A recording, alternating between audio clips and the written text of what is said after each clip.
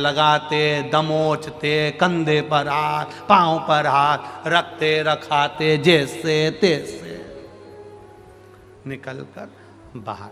शिव महापुराण एक बहुत सुंदर बात कहती है, तुमको जल्दी जाना है तो सबसे आखिरी में बैठो, सबसे पीछे बैठो, आखिरी में जाकर बैठो, वहीं की वहीं उठे, वहीं की वहीं चल। अपने शरीर के द्वारा किसी को चोट ना पहुंचे, अपने शरीर के द्वारा किसी को लगे ना।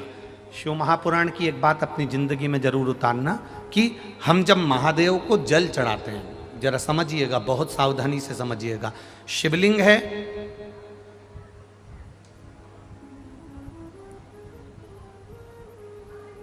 शिवलिंग पर हम जब जल चढ़ाते हैं, जब हम भगवान शंकर के शिवलिंग को जल चढ़ा रहे हैं, उस समय पर आपका स्मरण होना चाहिए, उस समय आपका ध्यान होना चाहिए।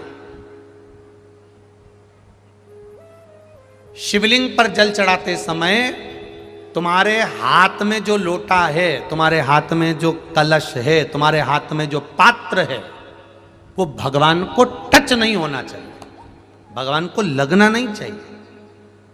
थोड़ा ऊपर से, अगर शिवलिंग मान लो, शिवलिंग अगर यहाँ है तो इससे इतनी ऊंचाई से थोड़ा सा ऊपर से आप जल समर्पित करें। यहाँ तक शिव महापुराण की कथा कहती है, जो जल हम शंकर भगवान को चढ़ा रहे हैं उसकी धार धीमी होना चाहिए। धीमी क्यों होना चाहिए? अपने मन की कामना करते हुए, जब हम मुख से भी कुछ ना बोले हों, हम भगवान से कुछ कह ही नहीं पाए हों, तो हमारे घर से जो हम जल लेकर आए हैं, हमारे घर की दशा, जैसे सुदामा जी चावल लेकर गए थे और भगवान कृष्ण ने चावल की पोटली को खोला था, चावल मुख में रख लिया था, चावल केवल पोटली खोले थे और भगवान कृष्ण समझ गए थे कि सुदामा के घर की दशा क्या है। उसी तरह जब हम शिव जी को जल चढ़ाते हैं तो महादेव हमारे घर की दशा समझ जाते हैं कि हमारी दशा क्या है, हमारी दशा क्या है, ये महादेव समझ जाते।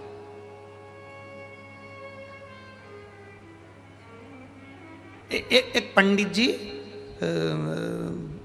मंदिर में पूजन कर रहे, बड़े विद्वान, प्रखंड विद्वान पंडित जी पूजन कर रहे, और छोटा सा बच्चा, जरा सा स्कूल जाने वाला, वो रोज लोटा लेके जाता और